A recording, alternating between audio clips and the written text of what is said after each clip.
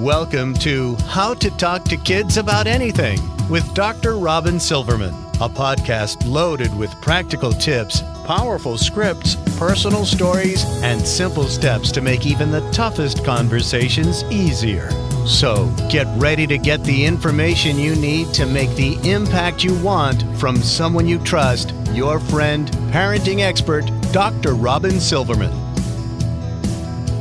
Hello and welcome to How to Talk to Kids About Anything, where we give you the tips, scripts, stories, and steps to make even the toughest conversations easier.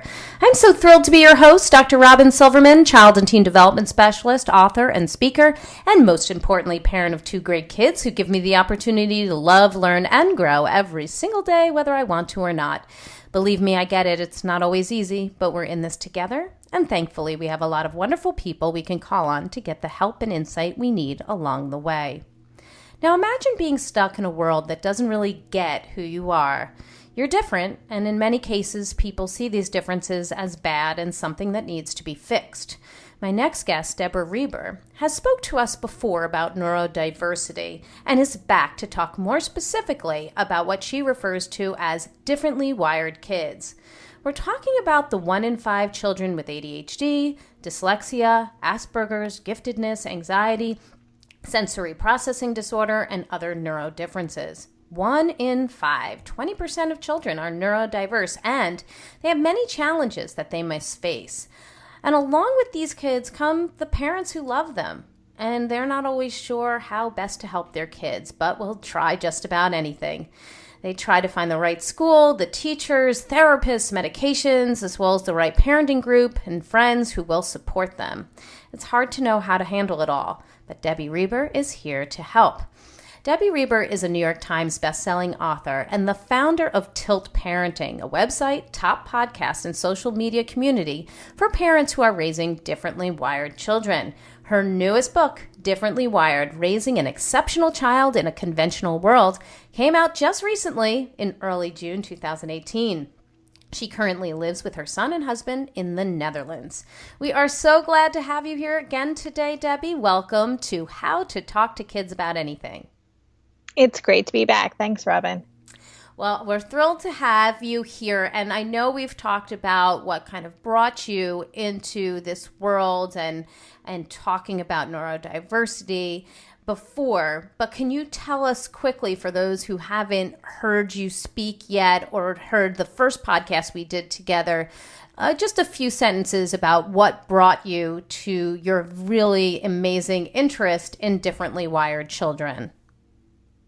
Yeah, the answer to that is pretty simple in that I am raising a differently wired child myself. I have a 13-year-old son who has a diagnosis of ADHD and Asperger's, and he's also highly gifted. And discovering who he was and trying to figure out how to best support him and going through all the challenges along the way is what inspired me to support other parents who are in the same position as I am. Yeah, very important work, and I know that you're filling a very important hole, and this book really fills a hole too. There are so many books out there that give parents strategies for addressing and supporting their kids who are lagging in skills or they have specific challenges related to neurodifferences, but I'd love for you to tell us how Differently Wired, your new book, is different from those that are already out there. Well, a lot of the books that exist, most of which I have on my bookshelf, are aimed at, as you said, dealing with very specific challenges related to specific neurodifferences. And they're primarily focused on the child's behavior and how we can support them. And so with Differently Wired, first of all, I kind of grouped all the different neurodifferences into one bucket because at the end of the day, even if our kids are grappling with different challenges, big picture, we're still facing the same common struggles with education and just the personal toll it takes on us as parents to figure out how to navigate this journey. So my book is really aimed at parents and educators and people who want to support neurodiverse kids and helping them learn how to best see and understand and accommodate and just love who these kids are and help them become the best kids they can be. Well, I'm sure it's appreciated. I know that, as a parent who is dealing with some neurodiversity in my household and, many parents that we know that are also dealing with different challenges and gifts that come with neurodiversity. I thank you for writing that book, and I've read it myself, and I'm very excited about sharing it today. So the last time we talked about neurodiversity, it more with broad brushstrokes. And for this podcast episode, I'd love to get more into the nitty-gritty and peel apart some of the different types of atypically developing kids, from kids with ADHD to kids who are gifted to kids who have high-functioning autism, or what's called Asperger's in some worlds, and how we can support them. But before we do, I'd like to ask you what you see as the biggest challenge for parents who are raising atypical kids. Wow, what a good question. I don't know if I can think of the biggest. I think of so many challenges. I think probably the biggest challenge is really us coming to terms and getting out of our own way, because we enter into our parenting journey with a set of expectations and an idea of what we think this is going to look like. And in my personal experience and what I've heard from hundreds of parents who I communicate with regularly who are raising atypical kids, it is that kind of butting up of reality against expectations that causes us the most anxiety and stress, and that filters out into all the different areas of our kids' lives. Absolutely. I couldn't agree more. And, you do come into this world thinking that your kids are going to follow a very specific path. And it doesn't only come from what we see other people doing, whether it's, brothers, sisters, friends, the kid next door, but also how we were as young people, right? Like, I never did that. Or, when my parents told me to go up and wash my face and brush my teeth, I just got up and did it, So when we see that that's not happening, it can get really frustrating for the parents who are coping with that.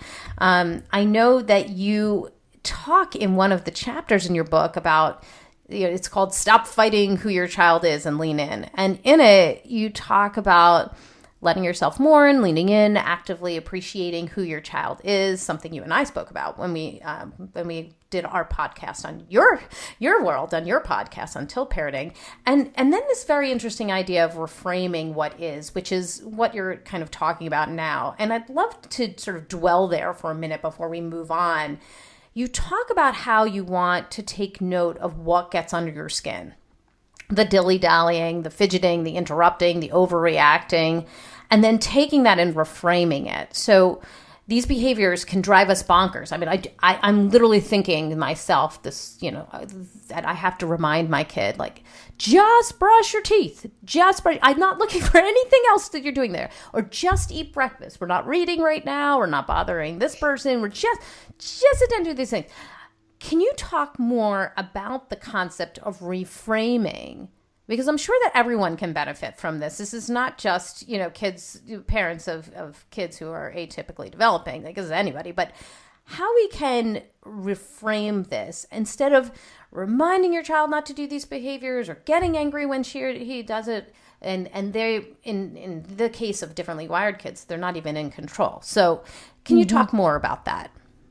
Sure. I mean, there's a couple pieces there. One is that I think the first thing is really noticing the things that we are correcting our child about, and so many things that we're on our kids about, like, stop rocking in your chair, or, sit down when you're doing this, or look at the waitress when you give your order. There's so many things that we just kind of automatically, we're constantly correcting our kids. And I think it's important to just stop right there and say, why am I even calling this out? Like, is this really a big deal in the big picture of things? Like, why is it such a bad thing if he's rocking in his chair? Is it dangerous or harmful to other people? And, really getting clear on your motive and that alone can start to be really powerful, because often our motives aren't very pure. They're based on our own things that we're uncomfortable with. They're based on our fears about the future. They're based on our experiences as a kid, as you were saying, and things our parents might have said to us. And so it's really important to get clarity around that. And that will, just doing that piece goes a long way in terms of helping us kind of break that cycle, because those corrections are really, they're not pleasant to be on the receiving end of, No kidding. And every day, right? And every day. Like, think about all the things that you do, like if my husband said, stop, refolding my towels. Why are you doing, like, we just are who we are. And it doesn't feel good to have someone telling you you're doing it wrong all the time. So very good point. And I mean, obviously, as a parent, I'm sort of thinking back to all the times that I do this. I know in your book you talk about, look at me when I'm talking to you, which is a very tough one for several neurodiverse kids, and yet it's an indicator that the child is listening to us, and it's an indicator of respect. So how do we as parents sort of get over the conventional rules of what is respectful? Not rocking in your chair because it's bothering to other people, not crunching your cereal with a spoon because it's, distracting to somebody else. How do we get over all of the sort of conventional rules and accept our child for who they are, given that they can't help who they are, of course, and we need to embrace that? Right. Again, so much of this work is going to happen internally for us. So at the root of the things that drive us crazy, our concerns maybe about what other people are thinking, especially if we're in a public space and our child is doing something that we know other people are looking at, or we're thinking others are going to judge our own parenting. It's really about getting to the root of that annoyance, that trigger for ourselves. Because in order to accept who our child is, we have to be able to notice, oh yeah, there's that feeling coming up again for me, I'm having that kind of trigger, and we need to be able to stop ourselves right then and there. Is this, really a bad thing? Is this my own issue? Is this going to, negatively impact my child in the future if he's crunching, if he's chewing with his mouth open, and I do this too, that's a big one for me, actually, chewing with mouth open. It's like, I need to stop doing that. So, I mean, there's also ways to gently kind of remind and say, some people find that really, some people really struggle hearing the sound. It can really gross some people out. It might just be something you can become aware of. So I think there's ways to also just let our kids know that what they're doing might turn some people off, but we can also do it in a way that is more, isn't that interesting? Like, here's some information you might want to know, as opposed to you're doing it wrong, and a correction. Right. So there's more of a kind way of doing this rather than shaming the child for doing something that you believe in that moment they must be doing on purpose just to irritate you. Right? I mean, so much of the time we get that, right? We feel that way. I think that's such a great point, that there is a lot of belief that, whether we even verbalize it or not, but we have a sense often that our child is purposefully manipulating us, or, this is a choice that they're making. And this is something I've said to my husband in the past, when Asher has had really intense, what I would describe as an overreaction to a situation. And, when that catches you off guard, as a parent, that's really uncomfortable and disconcerting. And, sometimes my husband would get really annoyed with that. And I would just have to remind him, Asher doesn't want to be feeling this way. This does not feel good for him either. Trust me, this isn't a choice he's making. If he could do better, if he could experience this differently, he would. It's some good perspective taking there, and probably stops people in their tracks. And you go, oh, right. Not only is it not in their control, but they really wish it was different too. They don't want to do this. They don't want to feel bad. No child is trying to make the people they love irritated. That doesn't feel good for anybody. No, and it's that Dr. Ross Greene has that lovely quote, which I think about all the time and was a game changer for me, that kids do well when they can. And that's just such a great reminder that, our kids are on their own timeline. Sometimes they have lagging skills. Sometimes they're responding in a way that we don't necessarily like, but they are doing the best they can with the tools they have at any given time.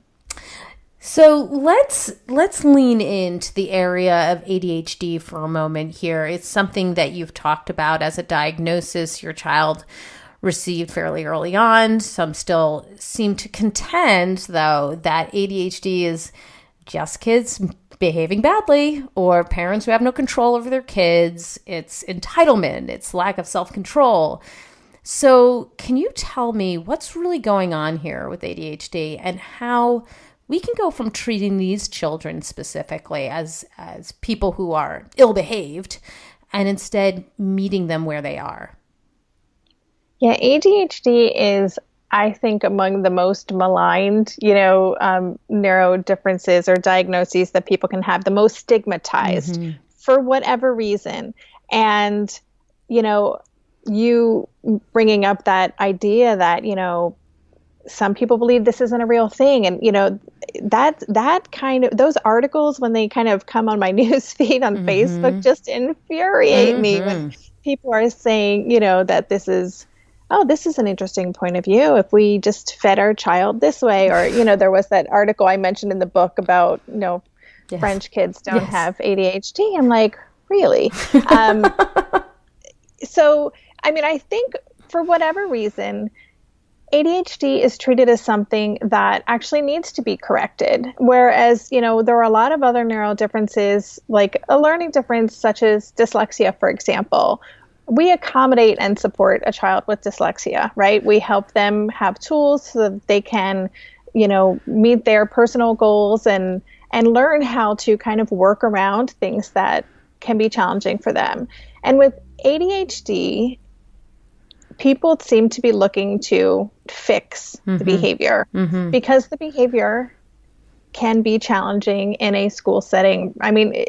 For kids, it's really about, the education system and how disruptive it can be. And that's really challenging. That's challenging for kids with ADHD because so many of them do feel like screw-ups because of the way that they are not thriving in school, or the school system just is almost designed to highlight their challenges, right. The expectations. So it is a really tricky thing to deal with. And it's something, that, as you mentioned, my son Asher has ADHD, and it's something even I've had to really work hard at to really appreciate the aspects of his ADHD that can be challenging, to be around sometimes. I agree with that. I've had teachers call, and tell me that Noah is tapping his pencil in class. He's talking to his neighbor, and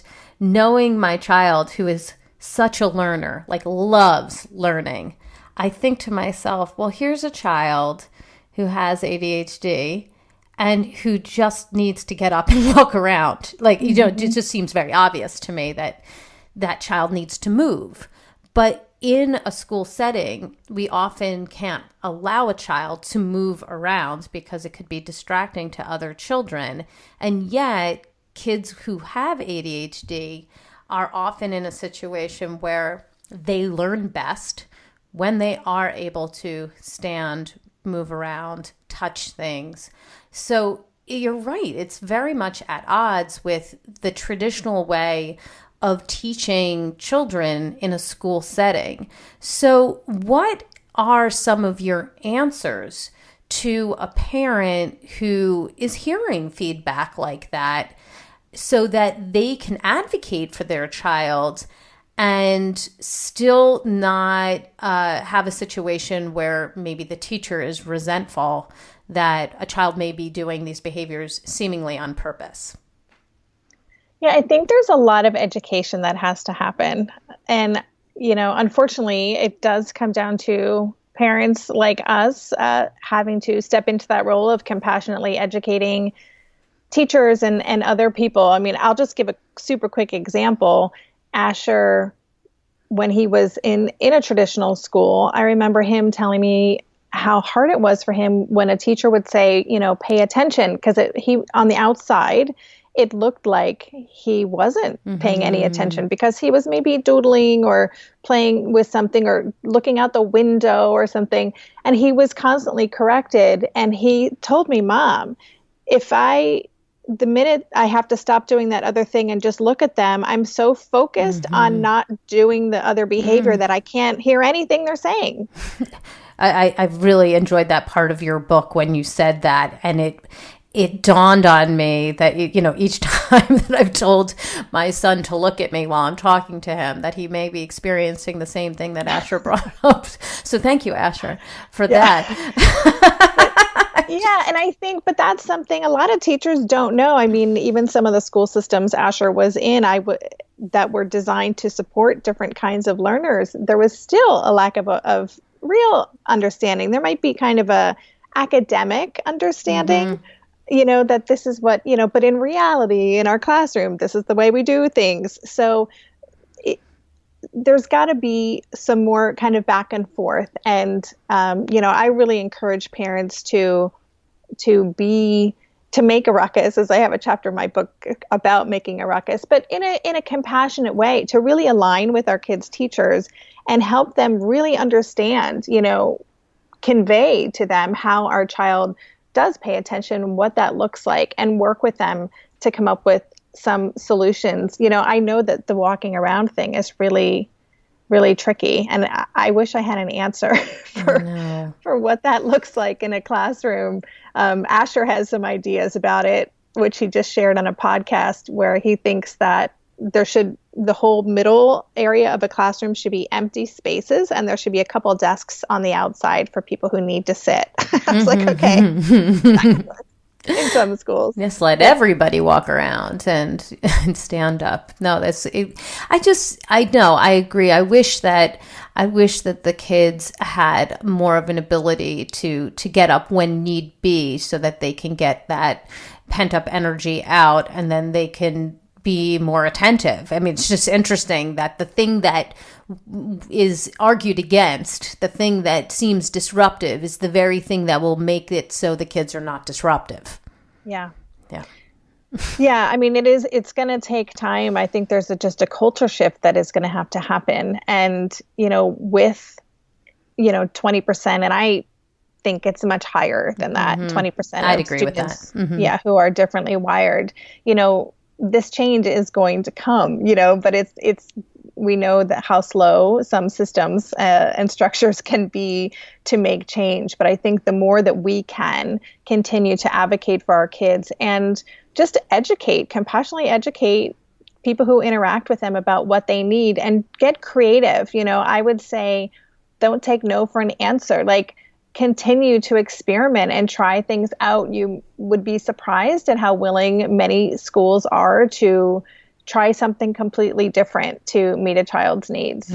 That's important to keep in mind. I mean, there's some incredible teachers out there, and I'm sure that many teachers want to reach as many children as possible. And often, when I'm talking to teachers, they are not so happy with the idea that curriculum is empowering only one type of child either. So I think you're right there that many teachers would be very willing to try something new, especially if you have some good ideas. Now, another area you cover in the book is giftedness, which is such a funny thing, a word that sounds not only free of challenges, but truly like a child has a big leg up in life. But this isn't always the case. So can you speak to us about some of the challenges of giftedness and how we can best help these kids thrive? Yeah, giftedness is definitely, as you said, a trigger for so many people for whatever reason. There is this assumption that being gifted is like the golden ticket, and that's just so not the case. I think one of the things that is probably most challenging for gifted kids is they often just feel different from their peers. They are operating at a different level in some way, creatively, intellectually, whatever that is, but they're experiencing the world in a more intense way. They tend to feel things more deeply. They are more triggered by emotional things. The news, just seeing what's happening in the world can be really anxiety provoking, or they just feel that stuff so deeply, and it's really challenging. So there's that piece. And then there's also the piece of just thinking about things so differently and really not being able to find other kids who necessarily get them, who are interested in the same things. And so you kind of feel like an alien, walking around. And so I think for parents with kids who are gifted, it's really important for that emotional piece to just recognize that and know that they are going to feel things more deeply, and be really careful about what you expose them to. I know that, there's this idea that, we don't want to shelter our kids. And, when tragedies happen or some of the terrible things we see on the news, there's always discussions on Facebook groups like, at what age do you tell your kids? And I don't want to shelter my kids. We live in the real world. And I actually would say especially for gifted and highly sensitive kids, that shelter, like go ahead and shelter. If this is not something your child needs to know, recognize that telling them about it could actually really take them to a dark place. So I think that's important. And the other piece I would say, just for the academic or the creative, the higher level thinking stuff, it's really important to find ways to just support who your kids are and let them dive deep into things, even if they seem really obscure and strange and, right. Train schedules or whatever it is, give them opportunities to really dive deeply into things and find ways to supplement whatever is happening in school, so they can feel like they're really being challenged, because that's really important to them. Do you find that with kids who do need that deep dive, that having somebody like a tutor at home kind of thing is needed, necessary, or helpful? Or do you feel like they can simply get into things with books and kind of on their own in independent study? What do you recommend for those kids outside of school time? I think it depends on the child. And one of the things that you also don't want to do is, oh, my child's interested in this, let me buy them all 50 books and sign them up for 20 online courses. And, it's important to follow their lead. Right. If your child is an avid reader, by all means, like take them to the bookstore or the library and let them kind of go wild. There are so many great programs for, just online learning programs. The Gifted Homeschoolers Forum is one that I love, that Asher takes classes with. And I know a lot of kids who are in traditional schools supplement by doing those courses, and then they can kind of be with a group of their peers virtually. So I think it really, really depends on their personal style, their learning style. There's one other thing I wanted to bring up, though, if I may. Yes, with please. Gifted that I should have mentioned. That's a real challenge for these kids, and that's the asynchronous development that's happening. And that is that disconnect between being at this kind of higher intellectual level and maybe being actually below their same age peers with their emotional development. And that disconnect, and this is something a lot of even schools with gifted, that support gifted kids don't get, that disconnect can be hugely unsettling and can create a lot of dysregulation. So, you could have a kid who's 10 who can explain quantum physics to you, but, they might cry over something that, would on the surface seem like not a big deal. And And that's a very real thing for them, and we need to be aware of that and sensitive to that. Very important, and some of these things about giftedness, I honestly learned from reading your book, because I didn't realize some of the intense challenges that come. I knew some of them, but some of them, from your own experience were illuminating. So while we can go into different areas of neurodiversity, let's look into high-functioning autism, or what's been referred to as Asperger's in the past, sometimes still is. For those kids, many are in typical environments with typically developing kids, but somehow can have some trouble fitting in. I'd love for you to talk about what's going on here and how we can best support these kids who can be challenged when reading people's emotions, can have trouble with being isolated or passed over or even rejected, and yet maybe doing really well academically or on paper. Yeah, autism is one of those differences that tends to be marked by that social piece. Like that's one of the key identifying factors or markers for being autistic. And that is really tricky for school age kids because they tend to just stand out because they're just a little different, right? So so much learning happens for kids, especially in elementary school, by watching what their peers are doing, right? The teacher's teaching, and then the teacher says, okay, everybody do this. And most kids do that. And then they'll see the other kids doing it. Oh, that's what we're supposed to be doing. But, a kid who isn't reading those social cues, that's not going to make any impression on them. So they tend to be kind of doing their own thing a lot of the time. And that can be hard when you're with other kids because they'll notice that right away. They'll be like, why is so-and-so not doing this? Or they're not following instructions or whatever. And then also just not recognizing sometimes intent behind things and just not understanding the social dynamic can be really challenging for a lot of people with autism. Not every child with autism, and Asher's a pretty social guy. He would dispute everything I'm saying right now. He's like, well, that's not a problem for me. But with autism and with so many of these things, I really think it's important to educate our kids, our neurotypical kids, to better understand and just to be aware that people are moving through the world in different ways.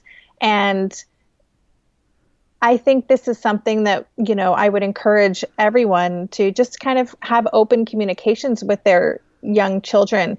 Oh, this is something that people with autism sometimes do this. Or if you're out in public and you notice something, oh, I wonder if this might be going on. And then having a conversation with your child, because I think it's really important that these kids who are neurotypical kind of grow up aware and understanding, because when we know what's going on, it's just a difference, right? It's not a bad thing. It's just what is. And I really believe that neurotypical kids can be the best allies for kids, especially kids on the spectrum. There are more and more of them, as you said, in every classroom. And we need to kind of make people aware of what it looks like and just knowing it's a different way of moving through the world. It's not a bad thing. It just is what it is. So what might you say if you were out at the park or at a restaurant and you saw a child or an adult acting a little bit differently than somebody else? And what might you say to start off that type of conversation with your child so that they get this understanding, a sensitivity, and aren't looking at that person as something that is strange or that person is doing something to draw attention to him or herself or be annoying? Yeah, that's a great question. I tend to have conversations like this after the fact, like rather than in the moment. Right. I tend to circle back to Asher and I'll say, did you notice what that kid on the slide was doing? Did you you see what was happening there and, wait for his response and then say, yeah, I did too. I have a feeling. And then I might say, I have a feeling that he's someone who's really working on, doesn't have a good sense of people's personal space because he really wanted to be kind of right in there with everybody. And I could tell it was making people uncomfortable. What did you notice? So I like to start conversations like that, but letting them kind of lead the way. Like, did you think anything was different about that? What did you think about that? And then, once the conversation's going, it's always about that core message. Yeah, isn't that really interesting? Everybody's kind of got their own thing. We all move through the world in a different way. And my hunch is this is someone who's dealing with this particular thing. And sometimes that looks like this, just in the way that you are working on, and so it's always kind of bringing it back to that. Right. I think it's important, though, to talk about this stuff if a kid's behavior is really off-putting, because we don't want our kids to be making a negative judgment about another child when that child is just expressing who they are. So it is really important to not just let it go, but to use that as an opportunity to expose our child to neurodifferences and to help kind of plant that seed of compassion for other people and the way that they're experiencing life. Yeah, I tell my kids, everybody's working on something, and just like you're working on this, that person may be working on this. And, helping them to understand that we're all human.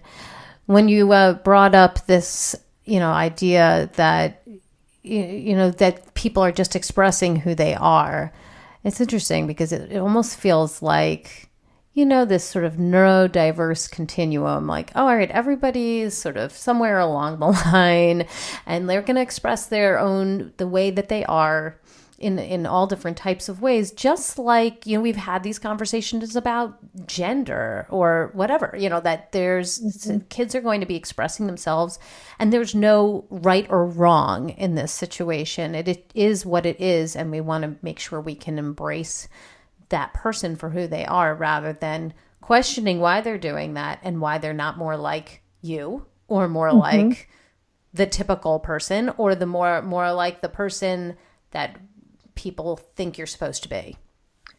Yeah, there's such a high value on conformity, unfortunately. And so for kids, especially as they kind of become tweens and get into the middle school years and they become more self-aware, that is such a driving force. And so for kids who are able to conform and who are driven by that, then they are really going to look at this other, people who aren't conforming as strange or really different. But really, as you said, if we're all on this continuum, it's just that those neurotypical kids or those kids who are able to conform are better able to kind of take all this information and make it and have it inform their own behavior because their ego is driving the show, right? They want to fit in, they want to be cool, they want to not stand out. And one of the cool things about many neurodiverse kids is they don't have that same drive to fit in,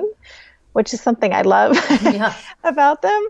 And that can be really freeing, but it is going to stand out to other people.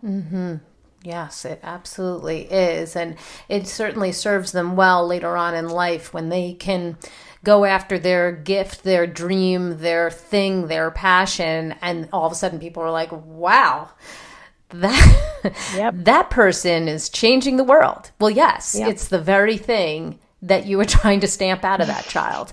So it's just interesting that winds up happening. So I'd love to get into how we as parents and educators can change our thinking and our behavior when it comes to the way we view and interact with differently wired kids.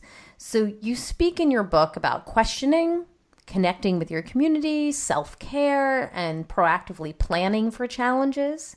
So I was wondering if you could expand on maybe, one or two of these suggestions for how we can kind of get out of our own way, as you mentioned at the beginning of the podcast, and how we can better think and act when it comes to our neurodiverse kids? Yeah, I'll just touch on that last one first, and that is that proactively planning. Yeah. I think that's so important because especially again in public situations, this is when the stakes are high, right? We're on an airplane, we're in a long queue for something, we're on public transport, we're in the mall, like whatever it is. But all of a sudden, something that our child does that might just be an everyday thing in our home becomes an emergency, because suddenly everyone's looking and we get caught up in our own stuff. And so it's really important to, and this is also kind of borrowing from the work of Dr. Ross Greene, but to proactively plan for those events. So I advocate making a list of situations that kind of reliably cause havoc or bring up challenges for your child, and work with them. It doesn't matter how young they are, work with them to talk that through. I notice this tends to happen when we're in this situation. I notice that every time we go to the mall, we really have a hard time getting back in the car if we have to walk by the Cinnabon or whatever it is. How can we, that's been really hard. What do you notice about that? What do you think's going on? And so having that conversation, but then coming up with a plan. Then not just having the plan, but before you go into that situation, prep for it again. Hey, we're about to go to the mall. Do you remember what our plan is? How should we handle it today? So there's a lot, it's almost role playing and rehearsing, but when we can proactively plan for those situations and have a strategy, and it might not work the first time or the second time, but we keep tweaking it until we have something that works. But doing that will help us feel so much more relieved. And it also helps us not look at the behavior as like, what is this? But instead, oh yeah, I knew this was going to happen, So we're not caught off guard. We're accepting the reality of the situation and who our child is. And even that piece alone feels freeing. It feels so much better than trying to control the situation and losing every time. Right. And it's different than accommodating, like, oh, well, the dog upsets you, therefore we won't go to that house with the dog, or the mall is a problem, so we will not go to the mall. It's actually planning in advance so that you can engage in the social behavior and still deal with the behavior that comes in a proactive way. Yeah, that's absolutely right. It's actually teaching great skills for our kids. Right. On top of everything else, we're helping them learn how to self-reflect and teaching them self-awareness and problem solving and perseverance, because again, we may have to keep tweaking that plan until we get something that works. So it's kind of a win-win for everybody. Right, and it can be even helpful as an adult. You want to give skills to a child that they can use now and that they can continue to use as an adult. And it may be that child cannot walk past that Cinnabon for the rest of his life. It's just not. I don't know why that popped into my head. That has not been an issue for us, but I'm sure it has been for someone. Yes, exactly. But it is interesting, and it does allow your child to do the behavior, to be engaged, to do the social behaviors without causing such a problem or strife or a situation for the entire family. And that plan in advance is something that they can use for their whole life, whether it's in that particular situation or looking back at that and saying, oh, I remember when that was a problem when I was a child. Here were some of the things that I did to accommodate or deal with that problem. And now I'm going to use that in this situation in a different way. So it's a great skill to have. Yeah, exactly. So we've been focusing so much on differently wired kids, but many of your concepts in your book have far-reaching effects on any type of child, atypical, typically developing. So could you tell us how you see this book having applications outside of the core audience of parents who are raising differently wired kids? Yes. And I would just say that I get comments, emails from parents all the time saying, my kid's not differently wired, but, this is all applicable to my own life. Because really, this book is about getting, clear on who you want to be as a parent, being intentional about that, and understanding the ways that you're kind of butting up against, as I said in the beginning, that expectations versus reality, which we all experience, even if you have a completely neurotypical child and you're just kind of marching through, they're on their own journey. They're not fused with you. They are going to make their own decisions that, you may not agree with, or that are going to kind of still trigger your own baggage, So this is a book that is going to help people just reflect and kind of do that work on themselves. It's not a typical parenting book, again, and that it's going to tell you how to get your child to practice the clarinet every day, or, to care more about school, or whatever that is. It's about being able to show up to the parent-child relationship with confidence and actually tapping into honest to God joy, in what we're doing. This is a wonderful time of life. And even if we're having really challenging situations, it's still precious, amazing time. And I think there are ways to be present and joyful, even in the midst of the hard stuff. And that's something I think every parent wants to experience. So well said, and very important. We talk about, just being grateful and taking that moment and appreciating who your child is for what they bring to the world, the table, the everyday, even as you are experiencing challenges, and understanding that that's something that they can lead with. They can lead with those strengths instead of being so focused on what makes them problematic in particular situations, and what makes them really something special, what makes them, an asset to a situation. Yeah, absolutely. So out of everything that we've spoken about today, or what's in your book, what would you say is your top tip for those parents who are parenting neurodiverse children, or for people who are listening to the podcast who are working with neurodiverse children or have them somewhere in their families or in their lives? I would say that, if there's one kind of big takeaway that I want people to have, it's to really recognize and know that differently wired kids are not broken, as you said in the beginning, that they don't need fixing, and that, our job isn't to try to get them to conform to our standards or to what society has deemed is normal or the right way to do things. But really, our job is to help them nurture their gifts and gain, that self-knowledge for who they are, so that they can just be exactly who they're meant to be in all their glory, bring all their gifts into the world.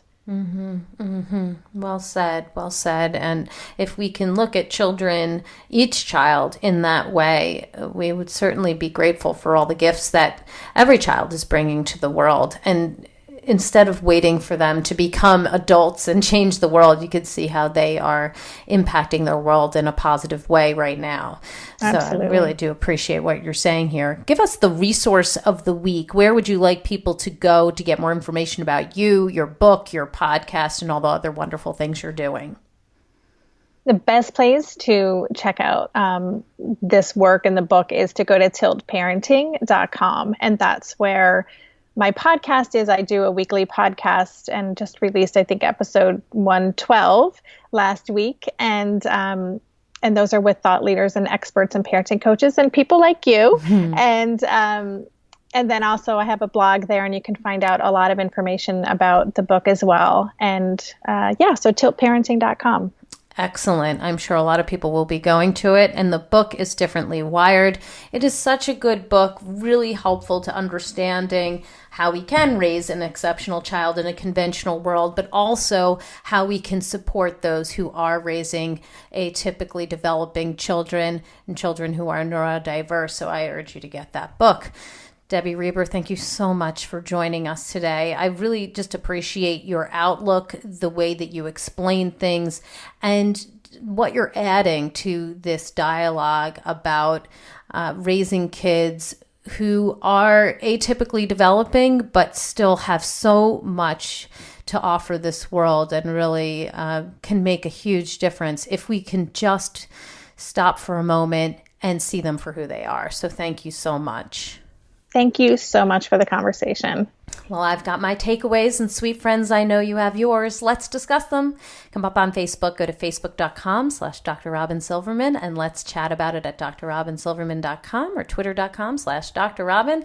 I'm also on Instagram. I just got there a little bit ago, a little late to the party, but I am there, and I'm so thrilled for you to follow me, get on there, because I'm going to be putting memes up from this podcast, because Debbie Reber said some really great things, and I want to just commemorate those in a meme that you can share all over the place. And if you love this podcast like I did, I hope you'll go up to iTunes and rate and review it so others can learn about the outstanding solutions that Debbie Reber provided today and use them in their own homes and schools. I truly appreciate it. That's all the time we have for today. Thank you so much for tuning in to How to Talk to Kids About Anything. For more information on books, articles, speaking engagements, or curriculum, please visit drrobynsilverman.com. I look forward to weathering the storms and enjoying the sunny side of life together. And please remember, even when it seems like nothing is going right, and we all have those days, you've got this. You're here, you're getting the information you need, and on the days when we fall short, never forget there's always tomorrow. Parenting is the ultimate do-over. I get it. And as there are moments when we doubt our know-how, our choices, and our sweet, sweet sanity, please know you are 10 times the parent you think you are.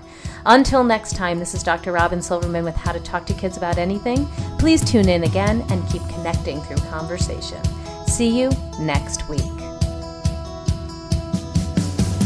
You've been listening to How to Talk to Kids About Anything with Dr. Robyn Silverman. For more information on books, articles, speaking engagements, or curriculum, please visit drrobynsilverman.com.